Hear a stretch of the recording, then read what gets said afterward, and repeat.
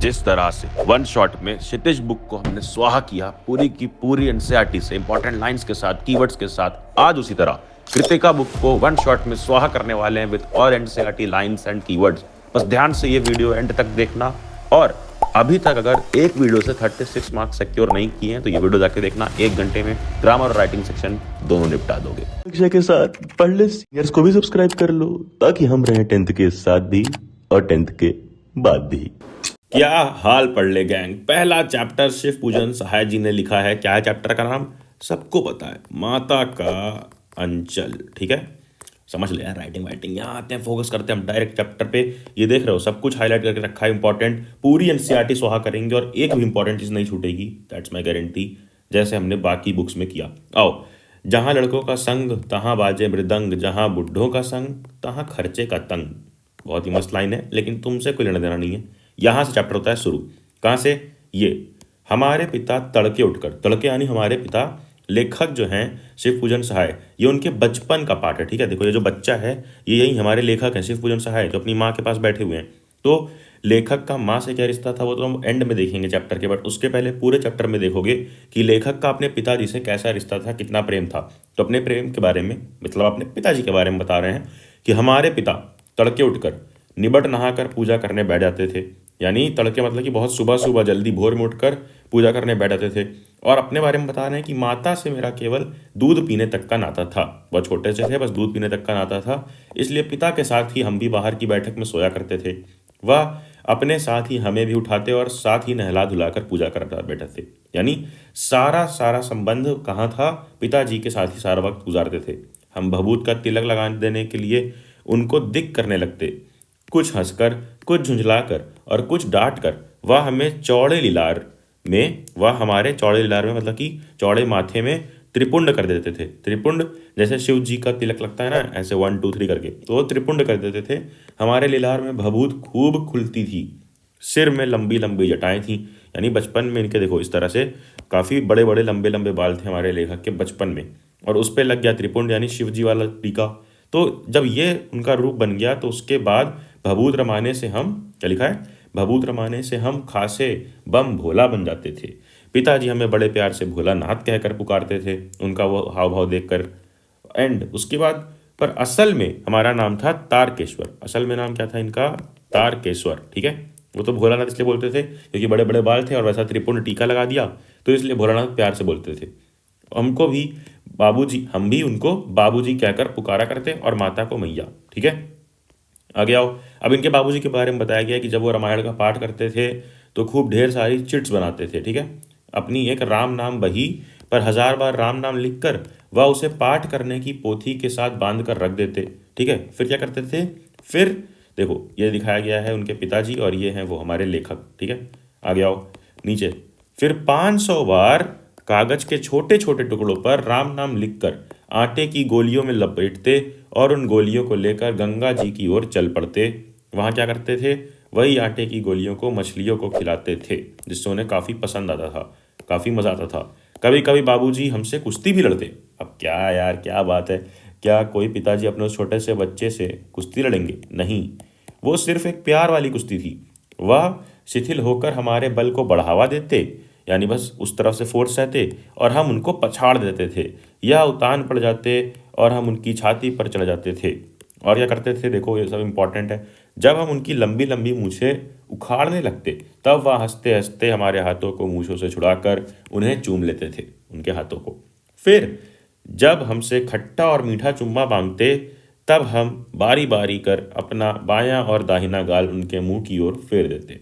I hope तुम ये video के साथ देख रहे हो, तो you should be very clear कि ये एक बच्चा कह रहा है अपने पिताजी से। बाएं का खट्टा चुम्मा लेकर जब वह दाहिना का मीठा चुम्मा कर लेने लगते थे तब अपनी दाढ़ी या मूछ हमारे कोमल गालों पर गड़ा देते थे, एज अ लव जेस्टर। ठीक है, ये एक पिता और बेटे की बात हो रही है। हम झुंझलाकर फिर उनकी मूछ नोचने लग जाते थे। इस पर वह बनावटी रोने लगते और हम अलग अलग खड़े खड़े खिलखिलाकर हंसने लग जाते थे। ठीक है, अब आगे देखो। अब आ रही है बात खाने पीने की। ये थोड़ी सी इंपॉर्टेंट है कि कैसे क्या खाया जाता था। देखो, जब उनके साथ हंसते हंसते जब हम घर आते तब उनके साथ ही हम भी चौके पर खाने बैठते थे। कहाँ पर? चौके, यानी कि एक पटरा समझ लो या चौकी यानी कि तख्त समझ लो, उस पर खाने बैठते थे। जब हम खाकर अफर जाते, ठीक है, जब हम खाकर अफर जाते यानी भर पेट खा लेते थे और खिलाने के लिए हट करती थी। कौन? कौन? हमारी उनकी माँ। वह बाबूजी से कहने लगती, क्या कहती थी? कि आप तो चार चार दाने का कौर बच्चे के मुंह में देते जाते हैं। इस माने कि चार चार कौर देने की, चार दाने का कौर मतलब बहुत छोटा छोटा खिला रहे हैं यार। इससे वह थोड़ा खाने पर भी समझ लेता है कि उसने बहुत ज़्यादा खा लिया है। आप खिलाने का ढंग नहीं जानते। बच्चे को भर मुंह कौर खिलाना चाहिए, यानी बहुत बड़े बड़े कौर खिलाने चाहिए, बहुत ज़्यादा खिलाना चाहिए। जब खाएगा बड़े बड़े कौर तब पाएगा दुनिया में ठौर। ठौर का मतलब स्थान, मतलब कि प्रतिष्ठा, बड़ा आदमी बनेगा। ठीक है, अब नीचे देखो। अब वो यह कहकर थाली में दही भात शांति और अलग अलग, किस किस नाम से? जो तुम्हारी मम्मी ने भी ट्रिक करी होगी यार, मेरी नानी ने की थी ऐसी ट्रिक। क्या करती थी? एक छोटा छोटा कवर बना लिया और बोलती थी ये तोता है, ये मैना है, ये कबूतर, ये हंस, ये मोर आदि के नाम से बनावटी नाम रख देती थी और यह कहते हुए खिलाती जाती कि जल्दी खा लो, नहीं तो ये सारे के सारे उड़ जाएंगे। पर हम उन्हें इतनी जल्दी उड़ा जाते थे कि उड़ने का मौका ही नहीं मिलता था, यानी बहुत जल्दी जल्दी फटाफट खा लेते थे। बचपन में यही सब एक्साइटमेंट से इंसान खाना जल्दी खा लेता है। जब हम सब बनावटी चिड़ियों को चट कर जाते थे तब बाबूजी कहने लगते, अच्छा अब तुम राजा हो, जाओ खेलो। काश हमारे भी पापा इतने अच्छे होते कि खाना खा लो और जाओ खेलो, बट बचपन में तो सबके पापा अच्छे रहते ही हैं। फिर रस्सी में बंधा हुआ काठ का घोड़ा लेकर नंग दड़ंग बाहर गली में निकल जाते थे। अब देखो, रस्सी में बंधा हुआ काठ का घोड़ा यानी कि लकड़ी का घोड़ा लेकर नंग दंग का मतलब नंगे पुंगे बाहर गली में निकल जाते थे। फिर आगे क्या लिखा है वो देखो। हम जब कभी मैया हमें अचानक पकड़ पाती तब हमारे लाख छटपटाने पर भी एक चुल्लू कड़वा तेल हमारे सिर पर डाल देती थी। अब एक चुल्लू कड़वा तेल क्या है? कड़वा तेल मीन्स होता है सरसों का तेल। The Bhojpuri lovers will know it very well. सरसों का तेल को बोलते हैं कड़वा तेल। और एक चुल्लू मतलब कि एक हाथ में पूरा भर करके पूरा उतना ढेर सारा तेल उसके सिर पर लगाती। हम रोने लगते और बाबूजी उस पर बिगड़ खड़े होते, यानी बाबूजी कहते यार इतना परेशान क्यों कर रही हो यार वाइफू से, मतलब अपनी बीवी को। पर वह हमारे सिर में तेल बोत कर यानी खूब ढेर सारा तेल लगाती थी उसकी माँ। हमें उबट कर ही छोड़ती थी, चोटी बनाकर ही छोड़ती थी, क्योंकि उनके लंबे लंबे बाल थे। बचपन में तो लिखा है बिंदी लगाकर चोटी गूंथती। क्या लिखा है? फिर हमारी नाभि और लिलार में काजल की बिंदी लगाकर चोटी गूंथती और उसमें फूलदार लट्टू बांधकर रंगीन कुर्ता टोपी पहना देती थी। हम खासे कन्हैया बनकर बाबूजी की गोद में सिसकते सिसकते बाहर आते थे। यानी इतना मेकअप करवा लिया और रो भी रहे हैं, क्योंकि बचपन में यार हर इंसान रोता है। बात तो सही है। क्या क्या करती थी समझ गया ना? बहुत ढेर सारा तेल लगा दिया सिर पे, फिर नाभि और लिलार में काजल की बिंदी लगाकर चोटी गूंथती और उसमें फूलदार लट्टू बांधकर रंगीन कुर्ता टोपी पहनाकर भेज देती। अब आगे बाहर क्या लिखा है? बाहर आते ही हमारी बाट जोहने वाला, क्या लिखा है? बाहर आते ही हमारी बाट जोहने वाला बालकों का एक झुंड मिल जाता था, यानी इनकी राह देखने वाला बालकों का एक झुंड, इनके फ्रेंड सर्कल मिल जाता था, ढेर सारे दोस्त आए होते थे। हम उन खेल के साथियों को देखते ही सिसकना भूलकर बाबूजी की गोद में उतर पड़ते और अपने हमजोलियों के दल में मिलकर तमाशे करने लग जाते। हमजोलियों मतलब उनके फ्रेंड्स। ऐसे ही होता है यार कि बच्चे शुरू में रोते बोते हैं, बट जैसे अपने दोस्तों को देखते हैं, देखकर सब कुछ खुश हो जाते हैं, सारा गम भूल जाते हैं। फिर यहाँ देखो, यहाँ क्या इंपॉर्टेंट है, देखो वो क्या क्या खेल खेलते थे, ये बहुत इंपॉर्टेंट है। तमाशे भी ऐसे वैसे नहीं, तरह तरह के नाटक। ये सारे नाटक क्या हैं? ये उनके खेल हैं उस टाइम के। क्या खेल हैं? चबूतरे का एक कोना ही नाटक घर बनता था। चबूतरा क्या होता है यार? जैसे देखो, जब भी तुम्हारा ये गेट है, मान लो ये घर है, ये गेट है, तो उसके बाहर का जो ये एरिया होता है ना, थोड़ा सा बड़ा एरिया जिसके लिए सीढ़ी बड़ी होती है, थोड़ा ऊंचा एरिया ज़मीन से, इसको बोलते हैं चबूतरा। ठीक है, फ्लोर कह लो बाहर का। तो वही उसका एक कोना ही बनता था। क्या? चबूतरा का एक कोना ही नाटक घर बनता था। बाबूजी जिस छोटी चौकी पर बैठकर नहाते थे, यानी छोटा सा समझ लो, पीढ़ा समझ लो, पटरा समझ लो, जिस पर बैठकर वो नहाते थे, वही रंगमंच बनती। क्या बनती? रंगमंच, यानी स्टेज बनती। उसी पर सरकंडे की खंभों पर कागज का चंदोआ तान कर, चंदोआ का पर्दा, कागज का पर्दा टांग करके मिठाइयों की दुकान लगाई जाती। उसमें चिलम के खोचे पर, किसमें? चिलम के खोचे पर कपड़े के थालों में ढेले के लड्डू, पत्तों की पूरी कचौरियाँ, गीली मट्टी की जलेबियाँ, फूटे घड़ों के टुकड़ों में के बताशे आदि मिठाइयाँ सजाई जाती। ठीकरों के बटकरे और जस्ते के छोटे छोटे टुकड़े के पैसे बनते। हम ही लोग खरीदार और हम ही लोग दुकानदार। तो ये था उनका खेल। ठीक है, ऐसे जुगाड़ करके सब कुछ बनाया गया। जैसे बचपन में यार तुम भी इस तरह के कोई खेल तो खेलते ही होगे, I am for sure very clear. बाबूजी भी 2-4 गोरखपुरिये पैसे खरीद लेते थे। मतलब बाबूजी हर बार बच्चे का सपोर्ट कर रहे हैं, पिता प्रेम बहुत अधिक है। थोड़ी देर में मिठाई की दुकान बढ़ाकर हम लोग घरौंदा बनाते थे। मिठाई की दुकान बढ़ाकर हम लोग क्या बनाते थे? घरौंदा, यानी निकली घर। कैसे?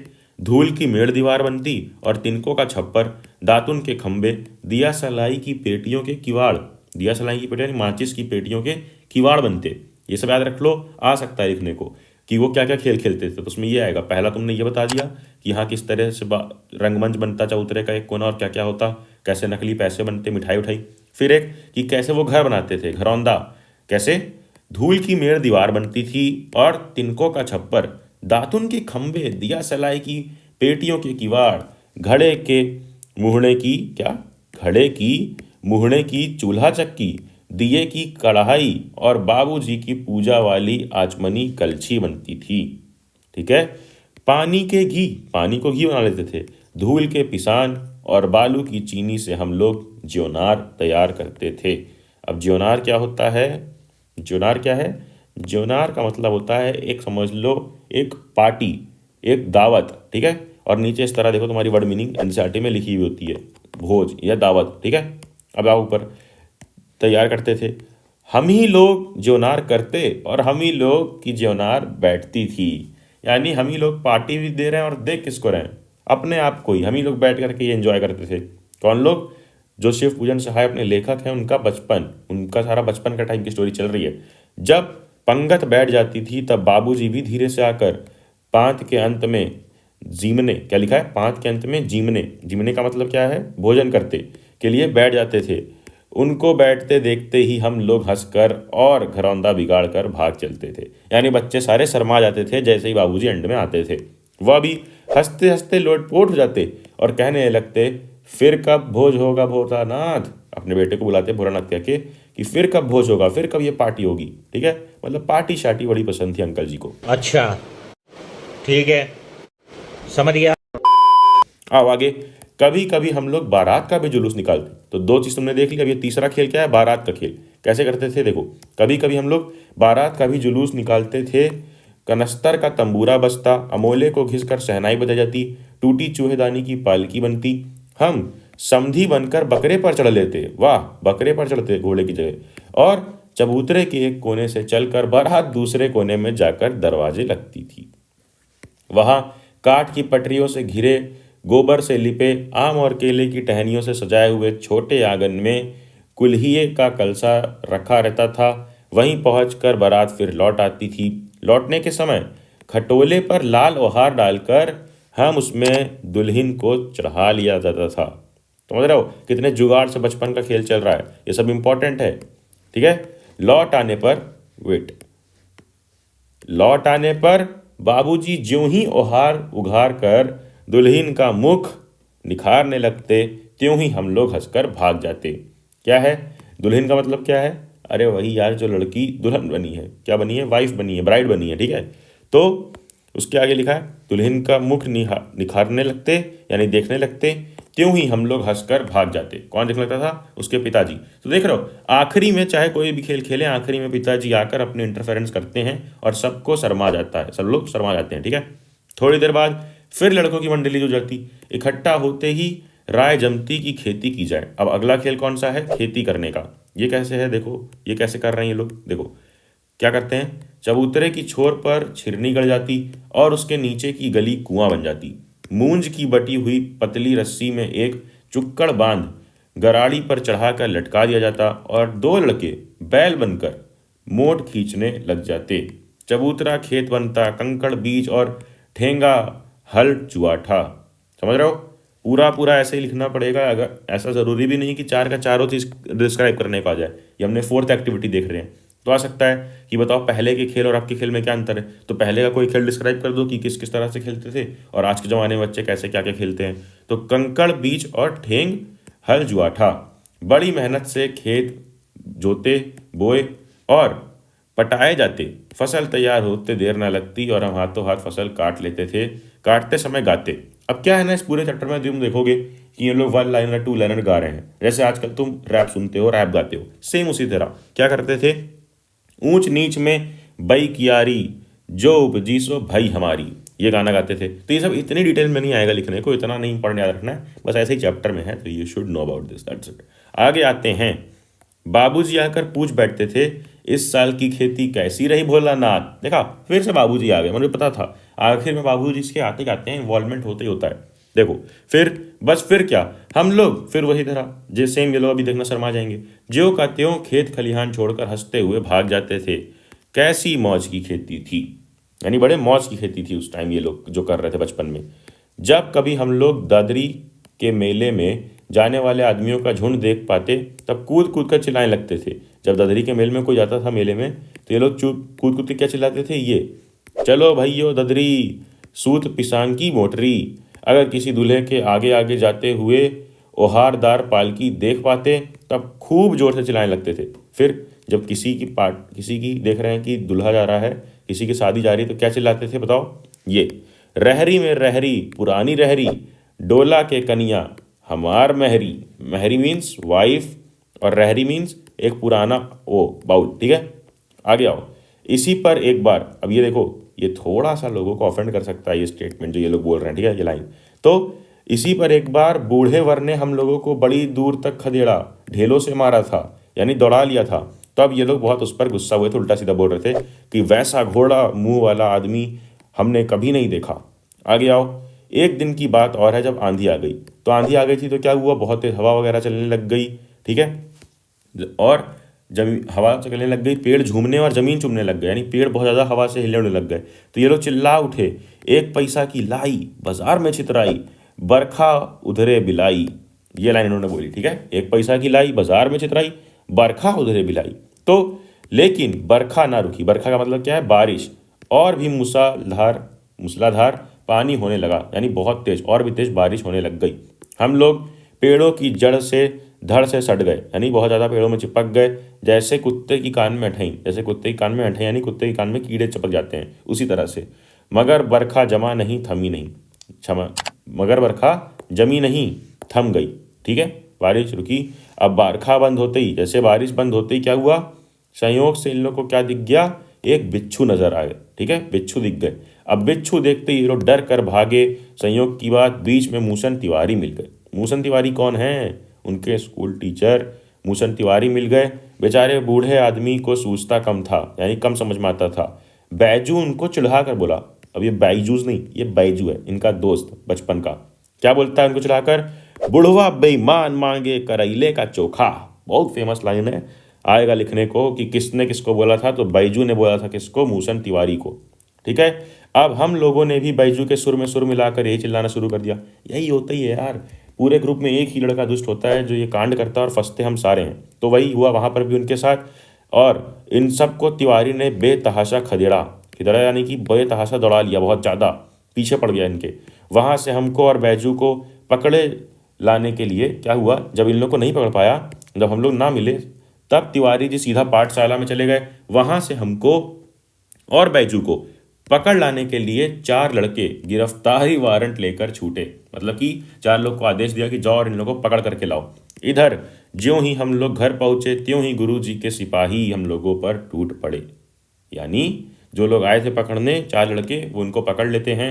बैजू तो 9-2-11 हो गया, हम पकड़े गए, हम यानी हमारे लेखक शिव पूजन सहाय जी पकड़े गए अपने बचपन में। फिर तो गुरु जी ने बहुत बुरी खबर ली, ठीक है। अब आगे आओ, देखो बाबूजी ने क्या है, आगे बाबूजी ने यह हाल सुना। जैसे ही बाबूजी को पता चला, बाबूजी दौड़ते हुए पाठशाला में गए और अपने बच्चे को गोद में उठाकर पुचकारने और फुसाने लगे। वह गुरुजी की चिरौरी कर हमें घर ले आए। गुरुजी की चिरौरी करके, चिरौरी करने का मतलब क्या होता है, विनती करके, रिक्वेस्ट करके हमें घर ले आए। रास्ते में फिर हमारे साथ ही लड़कों का झुंड मिल गया। वे जोर से नाचते और गाते थे। क्या नाचते गाते थे, क्या बोलते थे, देखो ये, माई पकाई गरर गरर पुआ, हम खाई पुआ, ना खेलब जुआ। क्या लाइन है यार, वाह, मास्टरपीस, बहुत बहुत बहुत एक्सेलेंट लाइन है कि माई पकाई गरर गरर पुआ, माँ खाना पकाएगी, हम खाएंगे और हम जुआ नहीं खेलेंगे, गलत काम नहीं करेंगे। फिर क्या था, हमारा रोना धोना भूल गया। तो यही होता है, पूरा सिनेरियो यही है। पहला स्टेप कि ये लोग कुछ बचपन का खेल खेलेंगे। दूसरा स्टेप, बाबूजी इनको आकर खेल में सपोर्ट करेंगे, प्यार करेंगे, ये लोग शर्मा के भाग जाएंगे। तीसरा स्टेप कि ये सारे के सारे किसी कांड में फंस जाएंगे। चौथा स्टेप, इनके पापा जब इनको बचा लेंगे। तो फिफ्थ स्टेप, ये फिर से खुश होकर लड़के सारे अपना दोबारा कांड करने लग जाएंगे। मतलब लाइफ की सच्चाई है। बात तो सही है ना। आ जाओ, आगे आ जाओ। फिर से खुश हो गए हम, हट करके बाबूजी की गोद से उतर पड़े और लड़कों की मंडली से मिलकर वही तानसून अलापने लगे और खेलने लगे। अब आगे आओ, क्या हुआ कि दौड़ दौड़ कर उन्हें पकड़ने लगे। क्या, एक चिड़ियों का झुंड जब इनको दिखा, इन सबको चिड़िया दिखी तो दौड़ दौड़ कर इनको पकड़ने लग गए। लेकिन एक भी हाथ ना आई, एक को भी पकड़ ना पाए। हम खेत से अलग ही खड़े होकर गा रहे थे। क्या गाना गा रहे थे, अब ये देखो। राम जी की चिड़ई, राम जी का खेत, खा लो चिड़ई भर भर पेट। वाह, मास्टरपीस। अब आओ अगला देखो। हमसे कुछ दूर बाबूजी भी हमारे गांव के आदमी खड़े होकर तमाशा देख रहे थे और बोल रहे थे कि चिड़िया की जान जाए लड़कों का खिलौना। सही बात है यार, कि मतलब चिड़िया की जान जा रही है और इनका ही खिलौना है कि चिड़िया को पकड़ना है। सचमुच लड़के और बंदर पराई पीर नहीं समझते, यानी लड़के और बंदर दूसरों का दर्द नहीं समझते। अब आगे एक टीले पर जाकर हम लोग चूहे के बिल में पानी उलीचने लगे, पानी डालने लग गए कि ये चूहे लोग बाहर आए, उनको परेशान करने लग गए। तो अब उल्टा क्या हुआ, उल्टा सांप निकल आता है और रोते चिल्लाते ये लोग बेतहाशा भागने लगते हैं। कोई अंधा गिरा, कोई अदृश्य, सब के सब उल्टा पुल्टा भागने लग गए। हमारी सारी देह लहूलुहान हो गई, गिर गए, पैरों के तलवे कांटों से छिलनी हो गए। यानी फिर से एक कांड हो जाता है। देखो ये सारे के सारे भाग रहे हैं, इधर सांप ने दौड़ाया है। ठीक है, अब आ जाओ इधर। तो हुआ क्या आगे कि हम एक सुर में दौड़ उठे, ये सारे के सारे अपने अपने घर में जाकर घुस गए। उस समय बाबूजी बैठक के उस हारे में बैठकर हुक्का गुड़गुड़ा रहे थे। Oh, I think his dad is a chad guy, he is enjoying hookah. यानी वो बैठ करके हुक्का पी रहे थे। मगर इन्होंने क्या किया, उन्होंने हमें बहुत पुकारा, पर उनकी अनसुनी करके हम दौड़ते हुए मैया के पास ही चले गए। जब सिचुएशन इतनी बुरी थी, जब वो डरे हुए थे, तो अपने पिताजी के पास नहीं गए, बल्कि दौड़ते हुए अंदर मैया के पास चले गए। जाकर उसी की गोद में शरण ली, यानी बैठ गए, लेट गए। और मैया चावल अमनिया कर रही थी, यानी चावल धो रही थी, साफ कर रही थी। हम उसी के आंचल में छिप गए, अपनी माँ के आंचल में जाकर छिप गए। हमें डर से कांपते देखकर वह भी जोर से रोने पड़ी और सब काम छोड़ बैठी। अधीर होकर हमें भय का कारण पूछने लगी, यानी पूछने लग गई कि बेटा क्या हो गया, क्यों डर रहे हो। तो कभी हमें अंग भर कर दबाती और कभी हमारे अंगों को अपने आंचल से पोंछकर हमें चूम लेती। बड़े संकट में पड़ गई, यानी उसकी माँ भी बहुत परेशान हो गई। झटपट हल्दी पीसकर हमारे घाव पर थोप गई। वही होता है यार, चोट लगती है तो हल्दी लगाई जाती है। तो वही हुआ, घर में कोहराम मच गया, यानी बहुत बवाल हो गया, घर में रोना पिटना मच गया। हम केवल धीमे सुर में स स स मतलब सिसक रहे थे और कहते हुए मैया के आंचल में लुके चले जाते थे। सारा शरीर थर थर काँप रहा था, रोंगटे खड़े हो गए थे। हम आंखें खोलना चाहते थे पर वे खुलती ना थी, यानी बहुत ज़्यादा डरे हुए थे। और हमारे कांपते हुए होठों को मैया बार बार निहार कर रोती और बड़े लाड से हमें गले लगा लेती थी। यानी उसके रोना देख करके उसकी माँ को भी रोना जा रहा था और बड़े प्यार से उनको गले लगा ले रही थी। इसी समय बाबूजी भी दौड़ कर आए, आकर झट हमें मैया की गोद से अपनी गोद में लेने लगे। पर हमने मैया की अंचल का प्रेम और शांति के चंदोवे की छाया ना छोड़ी। यही था चैप्टर का नाम, पार्ट का नाम, माता का अंचल। कि पहले तो जब इंजॉयमेंट है, जब मौज मस्ती है, तो he is with his dad, अपने पिताजी के साथ। बट मुसीबत के समय कौन याद आता है, माँ, और माँ का अंचल। समझ गए, ये था अपना पूरा पार्ट। बढ़ते हैं नेक्स्ट पार्ट की ओर। अब हम आ गए अपने अगले पार्ट पर, मधु कांकरिया का लिखा हुआ साना साना हाथ जोड़ी, जिसको देखकर तुम हाथ पैर सब जोड़ लेते हो। काफ़ी लोग परेशान हैं इस चैप्टर से, बट आई बेट इसके बाद सारी कंफ्यूजन हट जाएगी, क्योंकि यार ये काफ़ी लेंदी चैप्टर है हमें, बट पूरा नहीं पढ़ना है हमें। क्या क्या इंपॉर्टेंट है इसको ध्यान में रखते हुए पढ़ना है, और वही करेंगे। देखो यहाँ पर लेखिका अपनी यात्रा के बारे में बता रही है, यात्रा वृत्तांत बोलते हैं इस चैप्टर्स को। और ये यात्रा कहाँ की है, गंतोक की। देखो, मैंने हैरान होकर देखा, मैंने कौन है यहाँ पर, वही अपनी लेखिका मधु कांकरिया जी। तो मैंने हैरान होकर देखा, आसमान जैसे उल्टा पड़ा था और सारे तारे बिखर कर नीचे टिमटिमा रहे थे। मतलब सुंदरता बता रही हैं कि वो हैरान होकर देख रही हैं कि आसमान जैसे उल्टा पड़ा हुआ है, यानी कि सब कुछ नीचे वो देख रही है ज़मीन में कि तारे जैसा कुछ टिमटिमा रहा है। क्या है ये, वह रात, क्या था वो, वह रात में जगमगाता गैंगटॉक शहर था। इतिहास और वर्तमान के संधि स्थल पर खड़ा मेहनतकश बादशाहों का एक ऐसा शहर था जिसका सब कुछ सुंदर था, सुबह शाम रात, यानी सब कुछ सुंदर। अब देखो, धीरे धीरे एक उजास उस शून्य में फूटने लगा, एक प्रार्थना होठों को छूने लगी। मतलब एक उजास उस शून्य में फटने लगा। शून्य मतलब होता है शांति, और उजास में उजाला, मतलब कि अभी रात बता रही थी, रात से अब हुई सुबह, और प्रार्थना होने लग गई। सुबह सुबह प्रार्थना हर जगह पे होती है, तो वहां भी होने लग गई। प्रार्थना कैसे हो रही थी, क्या नाम था प्रार्थना का? साना साना हाथ जोड़ी गर्दहु प्रार्थना, हामरो जीवन तिमरो कौशली। इसका मतलब क्या है? छोटे छोटे हाथ जोड़कर प्रार्थना कर रही हूं कि मेरा सारा जीवन अच्छाइयों को समर्पित हो। ठीक है, आज सुबह की प्रार्थना कि ये बोल मैंने एक नेपाली युवती यानी नेपाली लेडी से सीखे थे। आगे, सुबह हम यूमथांग के लिए निकल पड़ना था। कहाँ के लिए निकलना था? यूमथांग के लिए। पर आंख खुलते ही बालकनी की तरफ भागी। क्यों भागी थी? क्योंकि उसको हिमालय की तीसरी सबसे बड़ी चोटी कंचनजंगा देखना था, पर मौसम खराब था, इस वजह से वो नहीं देख पाई। पर उसने वो तो नहीं देखा, बट क्या देखा? पर सामने ही रंग बिरंगे इतने सारे फूल, पेड़ की लगा फूलों की बाग में आ गई हूँ। ठीक है, बालकनी से देखा। अब बता रही हैं बहरहाल गैंगटॉक से, कहाँ से? गैंगटॉक से 149 किलोमीटर की दूरी पर यूमथांग था। यूमथांग जगह का नाम, यूमथांग यानी घाटियां। सारे रास्ते हिमालय की गहनतम घाटियों और फूलों से लदी वादियां मिलेंगी आपको। ये कौन बोल रहा था? उनका ड्राइवर कम गाइड, यानी ड्राइवर भी था गाइड भी था, जितेन नार्गे मुझे बता रहा था। क्या वहां बर्फ मिलेगी? इसने एक्साइटेड होकर पूछा। तो उसने बोला चलिए तो मैडम, आगे देखते हैं, आगे देखते हैं, आगे देखते हैं। आगे देखो ध्यान से। जगह जगह गदराए पाइन और क्या क्या था? जगह जगह पे गदराए पाइन के पेड़ और धूपी के खूबसूरत नुकीले पेड़ों का जायजा लेते हुए हम पहाड़ी रास्तों पर आगे बढ़े। अब आगे बढ़े तो नार्गे ने बताया यहाँ बुद्ध की सब बहुत मान्यता है। क्यों बताया? क्योंकि उन्होंने नोटिस किया कि यार कुछ कुछ जगह पर दिखाई दी एक कतार में लगी सफेद सफेद बौद्ध पताकाएं मतलब झंडे, किसी ध्वज की तरह लहराती, शांति और अहिंसा की प्रतीक ये पताकाएं, जिन पर मंत्र लिखे हुए थे। तो नार्गे ने बताया ना फिर कि ये सारी बौद्ध पताकाएं क्यों लटकी हैं, क्यों लगी हुई हैं हर जगह? क्योंकि यहाँ पर बुद्ध की बड़ी मान्यता है। जब भी किसी बुद्धिस्ट की मृत्यु होती, अब देखो इसके पीछे की कहानी नीचे लिखी हुई है, इंपॉर्टेंट है। जब भी किसी बुद्धिस्ट की मृत्यु होती थी तो उसकी आत्मा की शांति के लिए शहर से दूर किसी भी पवित्र स्थान पर 108 श्वेत पताकाएं फहरा दी जाती हैं। नहीं, उन्हें उतारा नहीं जाता है, ये धीरे धीरे अपने ही आप नष्ट हो जाती हैं। कई बार किसी नए कार्य की शुरुआत में भी ये पताकाएं लगा दी जाती हैं, पर वे रंगीन होती हैं।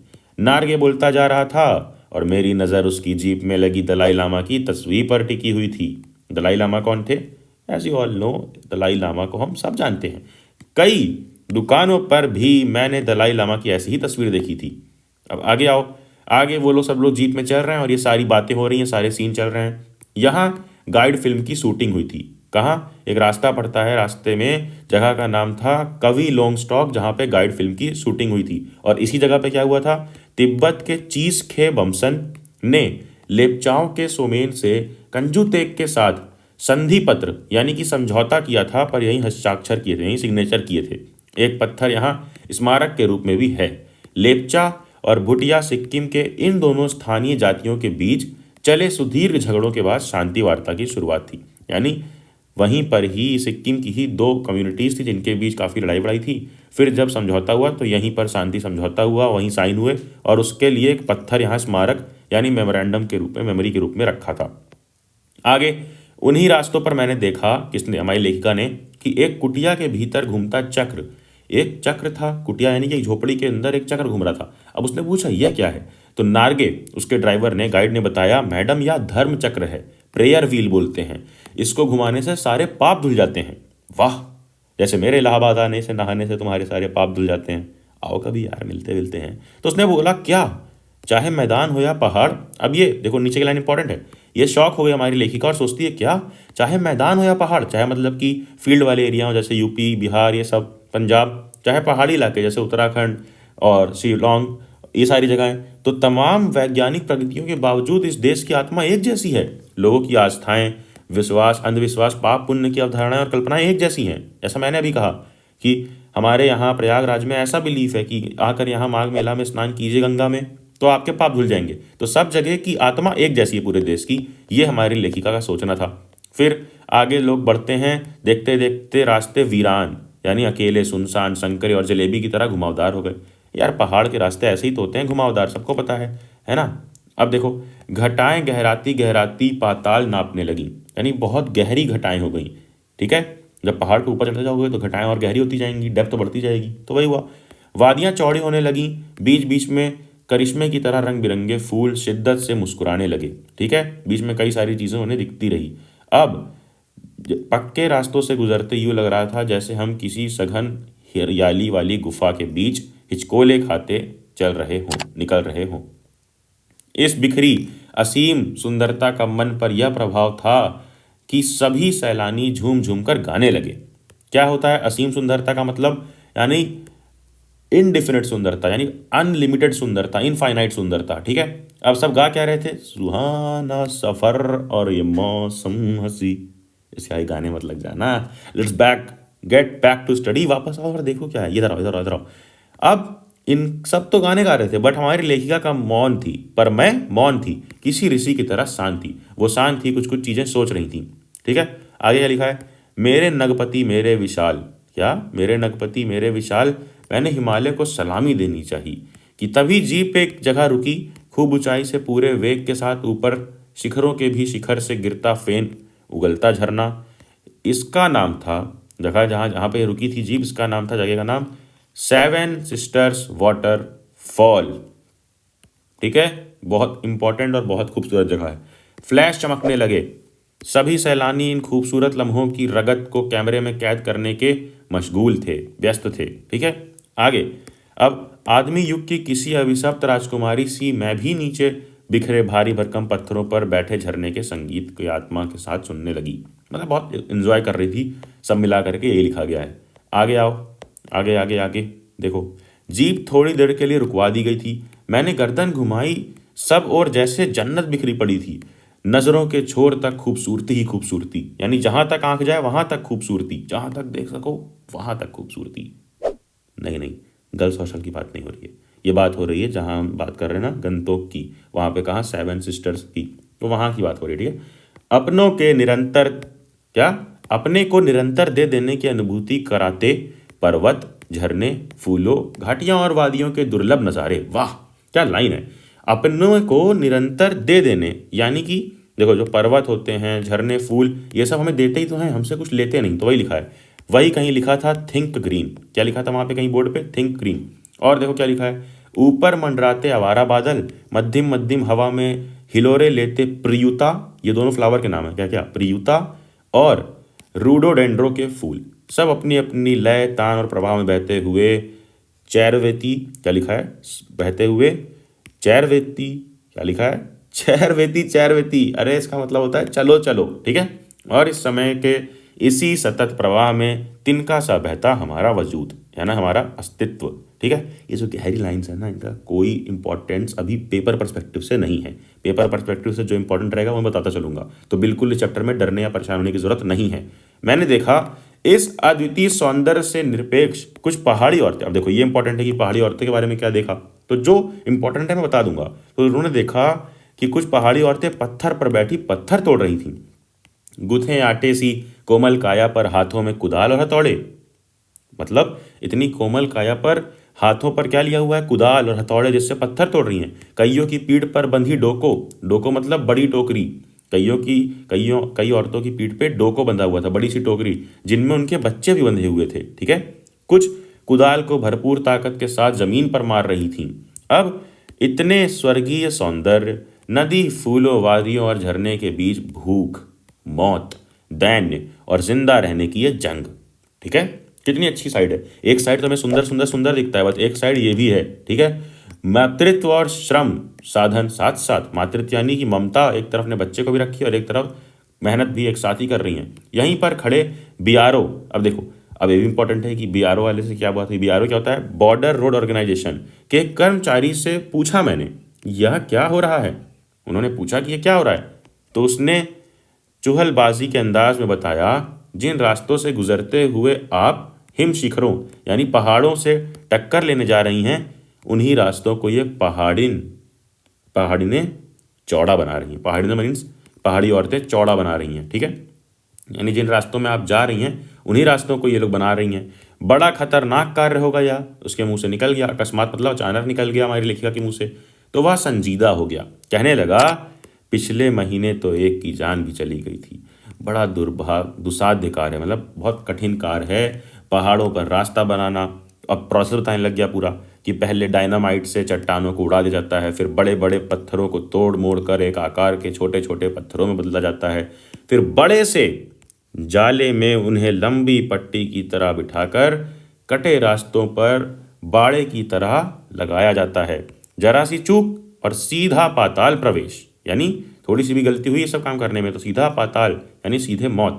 फिर वहाँ कुछ कुछ ये सब लिखा हुआ था। क्या लिखा था? Ever wondered who defined death to build these roads, मतलब कि क्या आपने कभी सोचा, आप ताज्जुब करेंगे, इन रास्तों को बनाने में लोगों ने मौत को झुठलाया है। ठीक है, हु डिफाइड डेथ यानी कि मौत को झुठलाया है इन रास्तों को बनाने के लिए। ठीक है, अब आगे आओ, आगे आगे आगे आगे देखो, आगे मैडम देखो क्या हुआ। और तभी मेरी सहयात्री यानी इनकी एक फ्रेंड भी गई थी यात्रा पे, मणि नाम था, और जितेन मुझे खोजते खोजते वहां तक आ गए।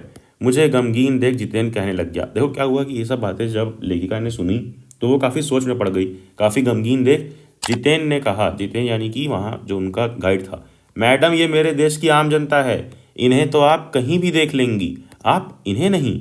मतलब कि वो जो देख रही है महिलाओं को काम करते सबको, तो उसे कहता है कि मैडम ये तो मेरे देश की आम जनता है, इन्हें आप कहीं भी देख लेंगी, आप इन्हें नहीं, पहाड़ों की सुंदरता को देखिए जिसके लिए आप इतने पैसे खर्च करके आई हैं।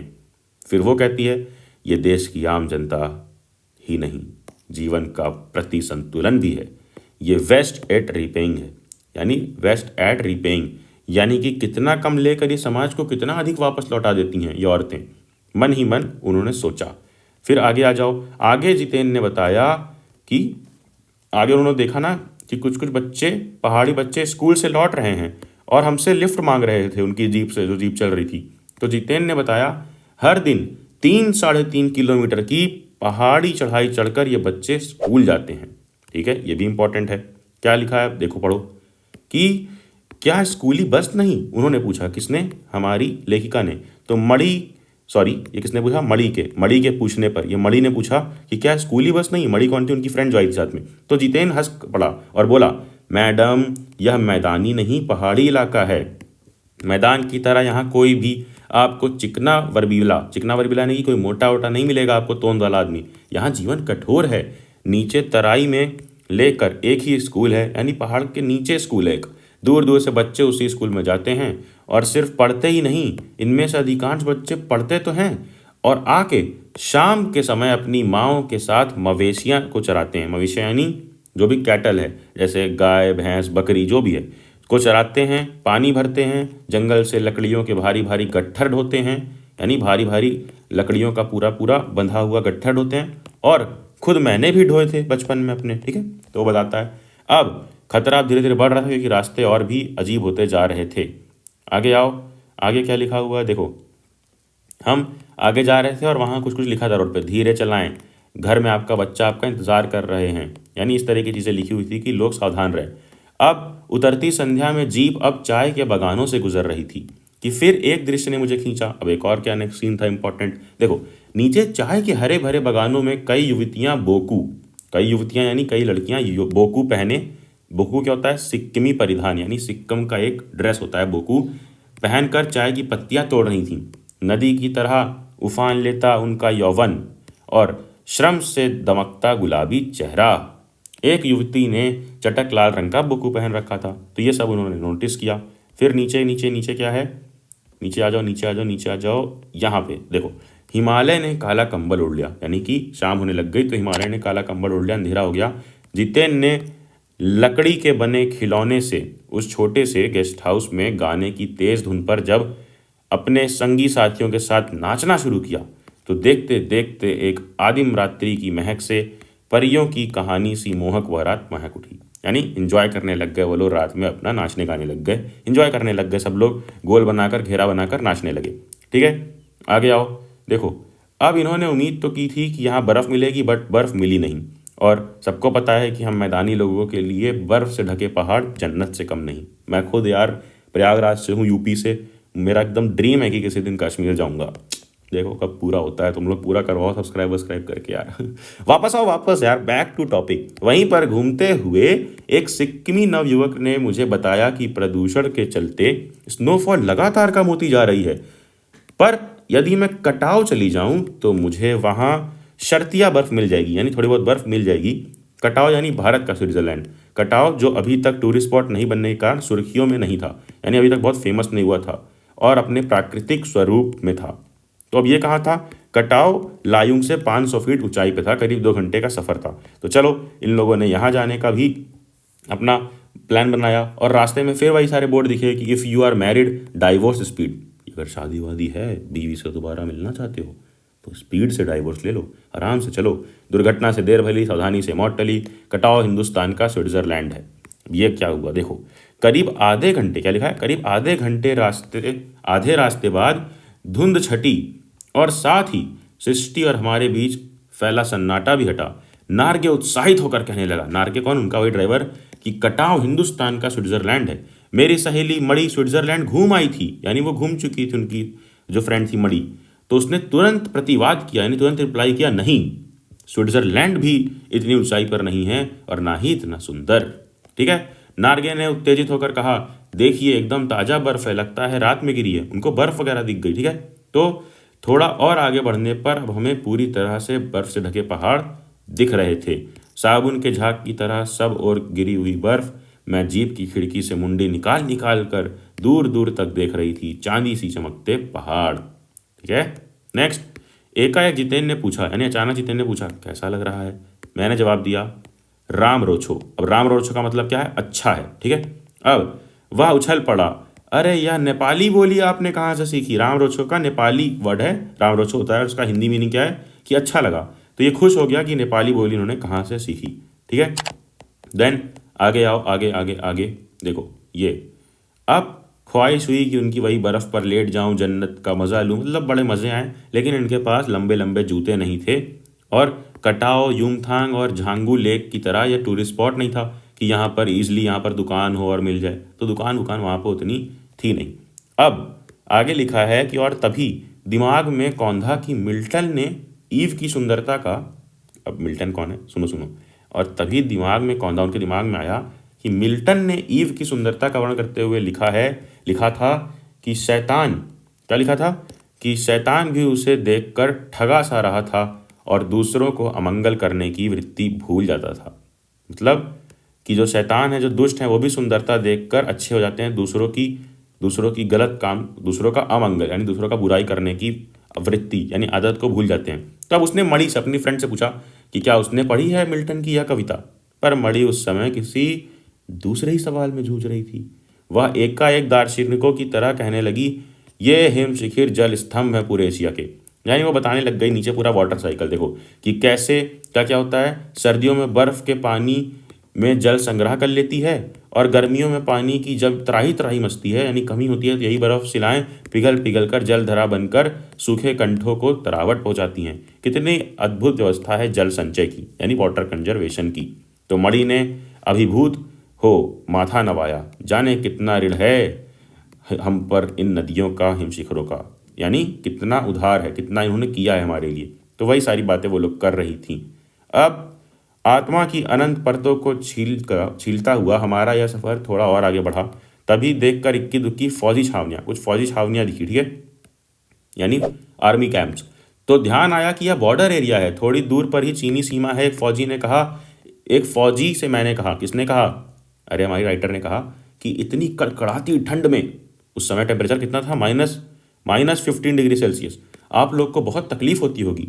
तो वह हंस दिया, एक उदास हंसी में वो फौजी हंसा और बोला, आप चैन की नींद सो सकें इसलिए तो हम यहाँ पहरा दे रहे हैं। फिर फेरू भेटूला यानी फिर मिलेंगे कहते हुए जितेन ने जीप चालू कर दी। फिर आगे उनको एक और बोर्ड दिखा जहाँ पर लिखा हुआ था, we give our today for your tomorrow, यानी फौजी छावनी के बाहर लिखा था कि वी गिव अवर टुडे, हम हमारा आज आपको देते हैं। फौजी भाई हमारे लिए कितना कुछ करते हैं। We should salute our army and we should respect and we do respect.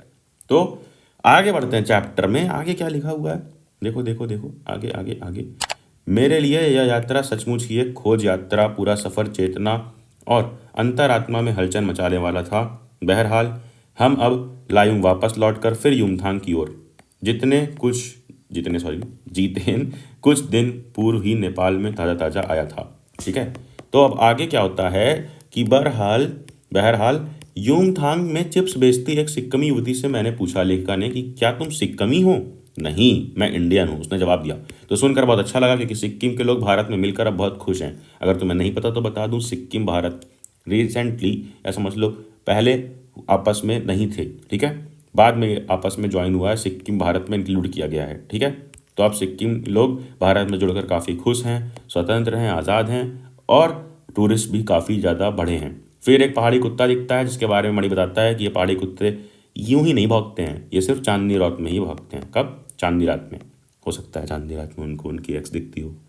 अब यात्रा आगे बढ़ती है तो जितेन बताता है कि मैडम, यहाँ एक पत्थर है जिस पर गुरु नानक के फुटप्रिंट हैं। कहते हैं यहाँ गुरु नानक की थाली से थोड़े से चावल छिटक कर बाहर गिर गए थे।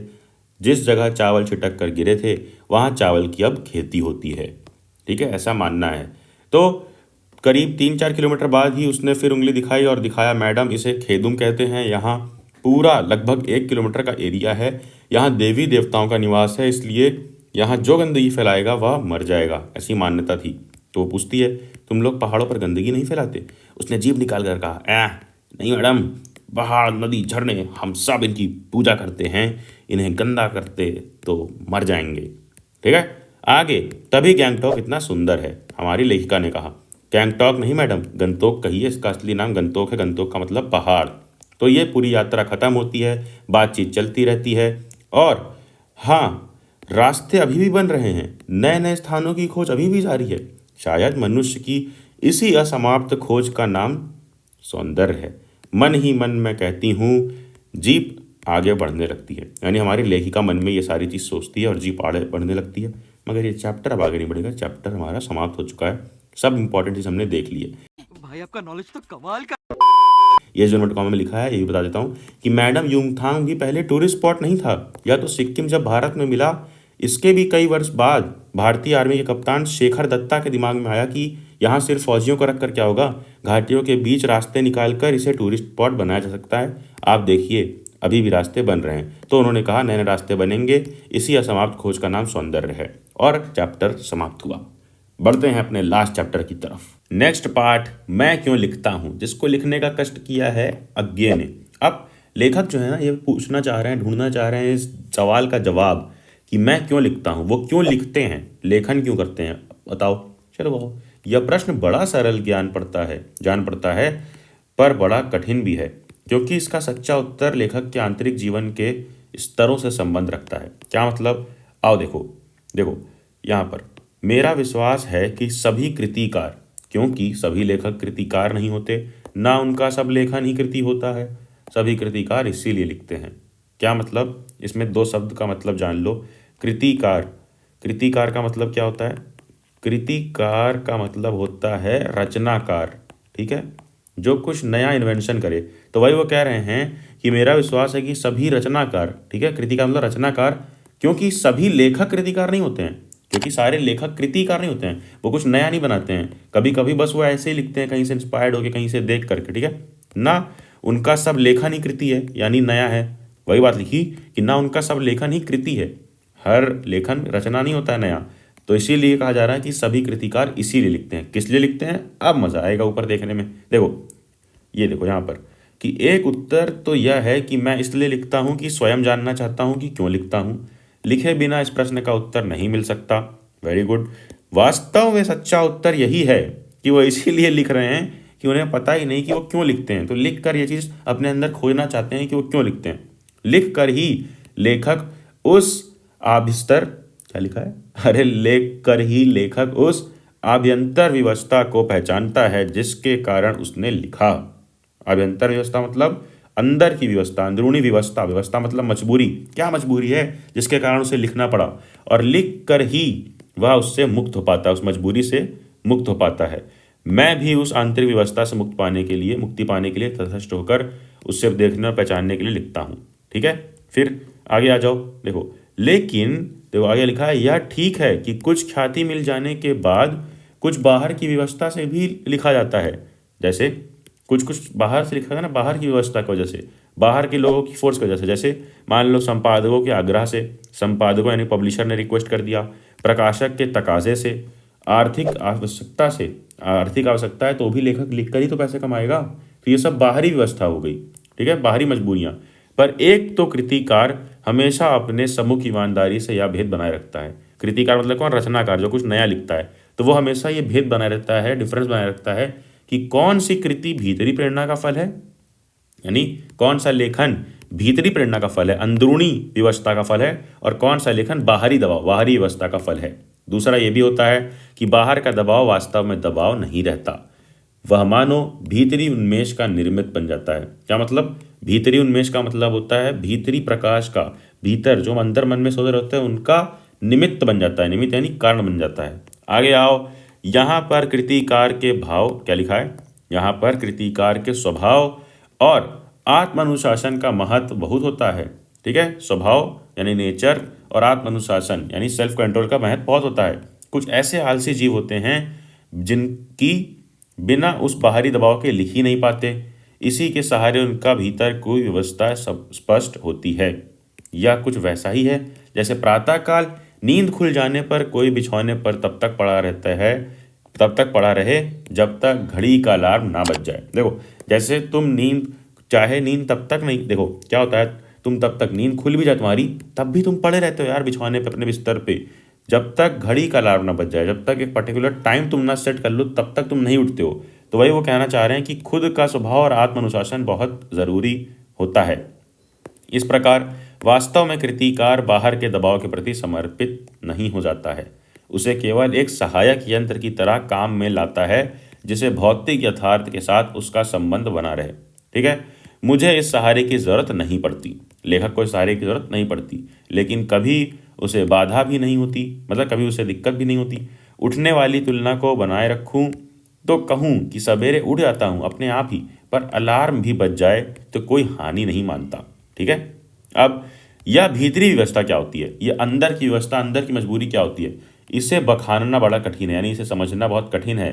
क्या वह नहीं होती, या बताना शायद कम कठिन होता है, या उसका उदाहरण दिया जा सकता है, कदाचित वही अधिक उपयोगी होगा। अपनी एक कविता की कुछ चर्चा करूं जिसमें मेरी बात स्पष्ट हो जाएगी। देखो, अपने बारे में कुछ बताते हैं। मैं विज्ञान का विद्यार्थी रहा हूं, मेरी नियमित शिक्षा उसी विषय में हुई है। अणु क्या होता है, कैसे हम रेडियम धरती तत्वों का अध्ययन करते हैं, विज्ञान की उसी सीढ़ी तक पहुंच जाने अणु मतलब एटम का भेदन संभव हुआ। फिर रेडियम धर्मिता के क्या प्रभाव होते हैं, तो इन सब का पुस्तकीय या सैद्धांतिक ज्ञान तो मुझे था। फिर जब वह हिरोशिमा में अणु बम यानी एटम बम गिरा, तब उसके समाचार मैंने पढ़े और उसके परवर्ती प्रभावों का भी विवरण पढ़ता रहा। यानी उससे जो आज तक उसका प्रभाव पड़ता है ना, एटम बम का जो गिरा था हिरोशिमा में, तो उसके बारे में भी पढ़ते रहे। इस प्रकार उसके प्रभाव को ऐतिहासिक प्रमाण भी सामने आ गया। विज्ञान के इस दुरुपयोग के प्रति बुद्धि का विद्रोह स्वाभाविक था। मैंने लेख आदि में कुछ लिखा भी, पर अनुभूति के स्तर पर जो व्यवस्था होती है वह बौद्धिक पकड़ से आगे की बात है, उसकी तर्क संगति भी अपनी अलग होती है, इसलिए कविता मैंने इस विषय में नहीं लिखी। अब आगे आओ, देखो अब आगे लिखा गया है कि तो हिरोशिमा में सब देख कर भी तत्काल कुछ लिखा नहीं, क्योंकि इसी अनुभूति प्रत्यक्ष की कसर थी, ठीक है। अनुभूति यानी यही सोच विचार की कसर रह गई थी, कमी थी। फिर एक दिन वहीं सड़क पर घूमते हुए देखा कि एक जले हुए पत्थर पर एक लंबी उजली छाया है। विस्फोट के समय कोई वहां खड़ा रहा होगा और विस्फोट से बिखरे हुए रेडियम धरती पदार्थ के कारण उसमें रुद्ध हो गए। जो आसपास के आगे बढ़ गई उनके क्या लिखा है, जो आसपास से आगे बढ़ गई और उन्होंने पत्थर को झुलसा दिया। जो उस व्यक्ति पर अटकी उन्होंने उसे भाप बनाकर उड़ा दिया होगा। इस प्रकार समूची ट्रेजेडी जैसे पत्थर पर लिख गई। देखो, ये इस तरह से पत्थर पर था, ठीक है। तो रेडियम आया, उड़ा दिया उस आदमी को, और उस आदमी का भाप यहाँ पर लग गया, ऐसा कहना चाह रहे हैं लेखक, ठीक है। आगे आओ। इस छाया को देखकर जैसे एक थप्पड़ सा लगा, यानी थप्पड़ यानी कि एक बहुत बुरी सोच पे पड़ गए। अवाक इतिहास जैसे भीतर कहीं सहसा, सहसा मतलब अचानक, एक जलते हुए सूर्य सा उग गया और डूब गया। मैं कहूँ कि उस क्षण में अणु विस्फोटक मेरे अनुभूति प्रत्यक्ष में आ गया। एक अर्थ में मैं स्वयं हिरोशिमा के विस्फोटक का भोक्ता बन गया। भोक्ता यानी कि झेलने वाला बन गया।